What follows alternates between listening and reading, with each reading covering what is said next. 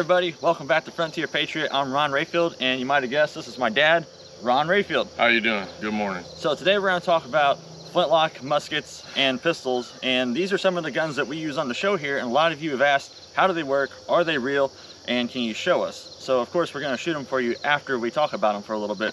So let's talk about the two big guns we have here. We have a English Brown Bess from the late 1740s, and we have a French Charleville from the late 1760s. The Brown Bess is 75 caliber and the Charleville is a 69 caliber. Both of them are flintlock muskets. The word musket means smooth bore. Most people think rifling is a modern thing, but it is not. Right. Rifling comes from Germany and it was developed in the late 1400s. So it's been around for quite a while. Now the difference between shooting a smooth bore musket and a rifle is clearly the ball. Here I have a 50 caliber ball, and here I have the 75 caliber ball for the Brown Bess. As you can see, they're totally different sizes. So these guns were used on the front lines during the war in our time period because they were smooth bore. Smooth bore means there's no lands and grooves in the barrel. It is easy to load, fast to load. A good soldier was expected to load 3 times per minute. That's pretty quick. Now we could probably do that, but it's very unsafe because if there's any embers left burning in the barrel and you go to dump the powder down there, it could go off in your face. And well, 3 times a minute under pressure. Yeah. You got to realize they were being shot at, so that's incredible.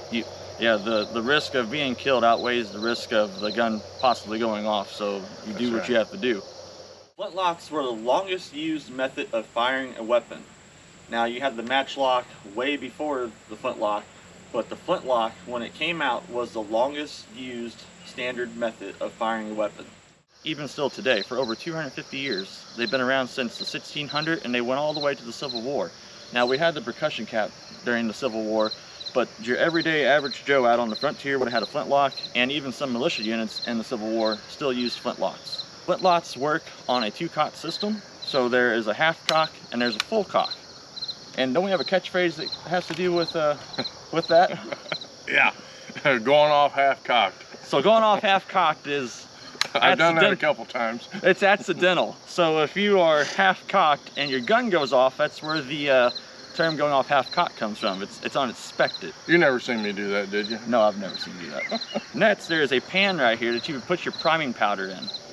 Next, you would close the pan, and then next, you would full cock it, and then when you fire it, it will create sparks that drop down to the pan, ignite the priming powder, and go through the tiny hole in the barrel, ignite the main charge, and out goes the projectile. This gun is not loaded, so when I pull the trigger, you will see the sparks fly.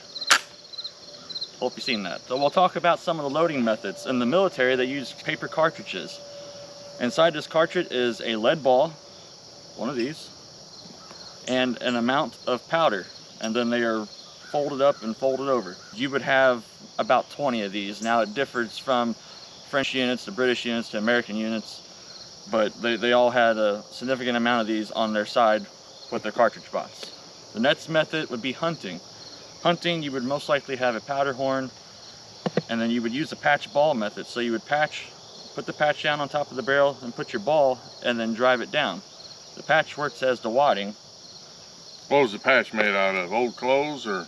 Anything. Any type of material. You could even use, you could even use grass if you got to. Grass, paper, jute. Just something to hold the ball tight in a... Yeah.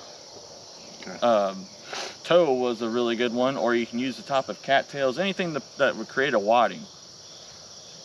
The next method for hunting is loose shot, or bird shot, which is what, a bunch of BBs are. It's bird shot. So you would also put your wadding down after your powder, and then you would measure out an amount of loose shot and pour it down the barrel. But you would put another wadding on top, because it's loose shot. So if you tip your barrel over, you don't want your shot coming out. And then you'd be ready to fire.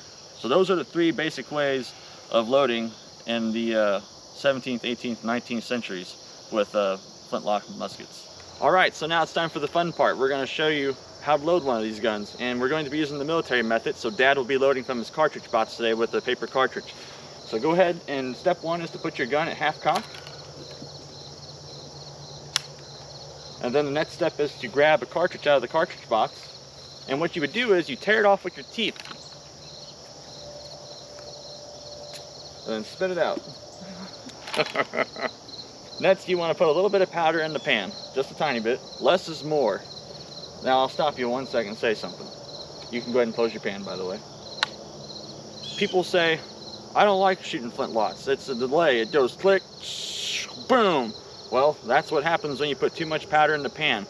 Less is more in this case. If you put just a tiny bit, it's a click, boom. It goes really fast. Just a tip for you. All right, so the next step is to pour the powder and then stuff the ball that's inside the cartridge down the barrel. And then you've probably guessed the other part.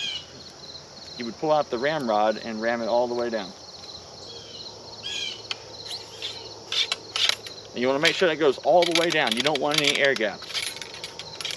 And then you'll return your ramrod.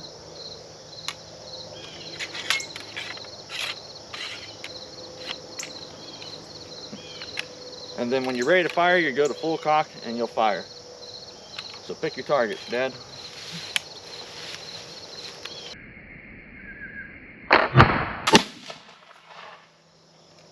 Now do that 2 more times.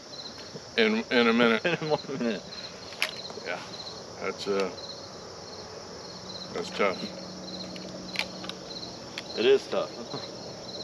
The difference between historical black powder and modern smokeless powder is black powder is an explosive and modern powder is a propellant. So if you're shooting one of these, please use the proper powder for the proper gun, or else you'll have a whole bunch of issues. Smells good. Yeah, it smells like rotten eggs. It's sulfur. Yeah. All right, well, I guess I'll fire that pistol over there. You guys want to see that? Same process, correct? Same process. So you put a little bit of powder in the pan there, close the pan, pour the rest of the powder down the barrel,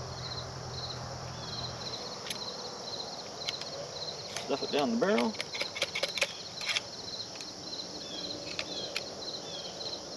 All right, then we'll go to full cock and we'll fire.